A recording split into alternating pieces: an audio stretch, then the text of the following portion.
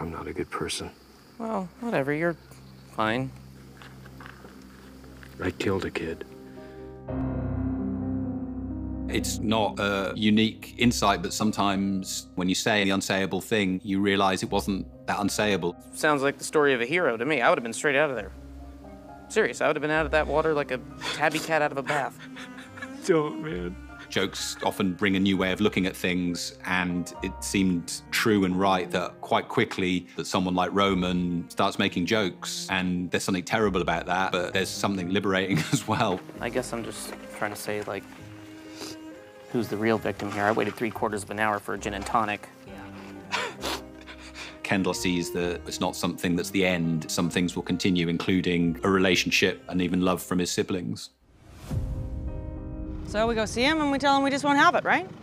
Roman has the most difficult decision because his position through the season has changed and the way he feels valued by his dad has changed. You know, Kendall's already declared as an antagonist. Shiv finds that's how she feels when the prospect of losing the company arises. You think Daddy's protecting you? No, we let Mattson take control. That is Dad slamming the door. It means that he doesn't ever think that we will, can, or should take over. Time to rip off the Band-Aid. There's always been the feeling of what if we could all go in and fire the water pistol together, if we could all say the same thing at once, what would happen? Full coup. It's an exhilarating power and it's quite intoxicating. We can fight it out. It'll be fun. That will be fun.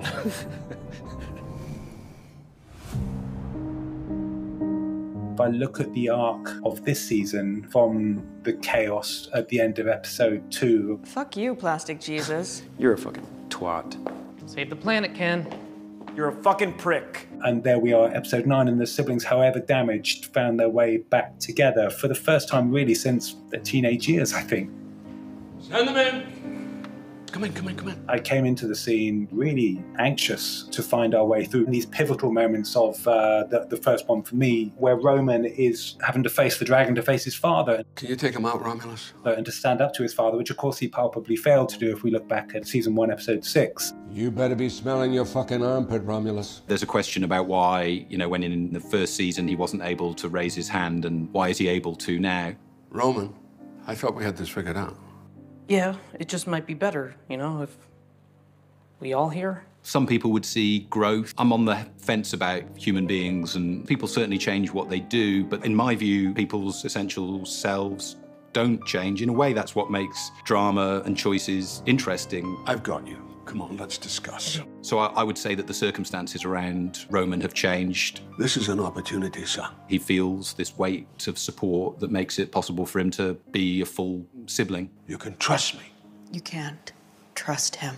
It's a superpower that Logan has, to be able to lie to people's faces. And then if people have the power to make him come good on those promises, then he will. And if they don't, then they're in a new situation and there'll have to be a new accommodation found. We can stop you. You're playing toy fucking soldiers. I have you beat. Do you want a deal with the devil?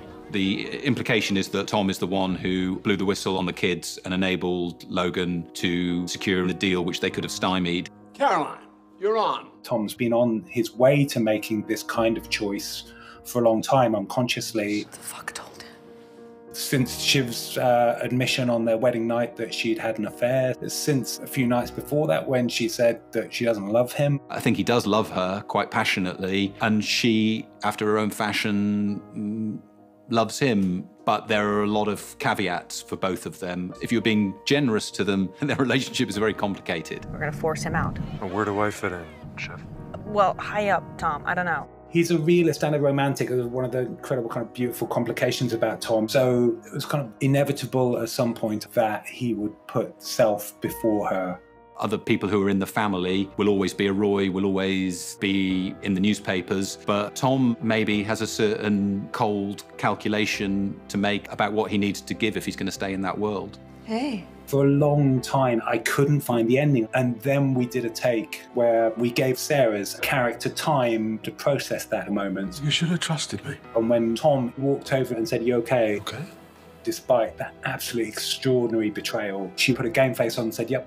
Yeah. And because it was such a perfect kind of Succession moment, that she would still somehow find the strength to put that kind of Teflon coat on and be in denial of that pain was so powerful to me that I knew we had the end of the season.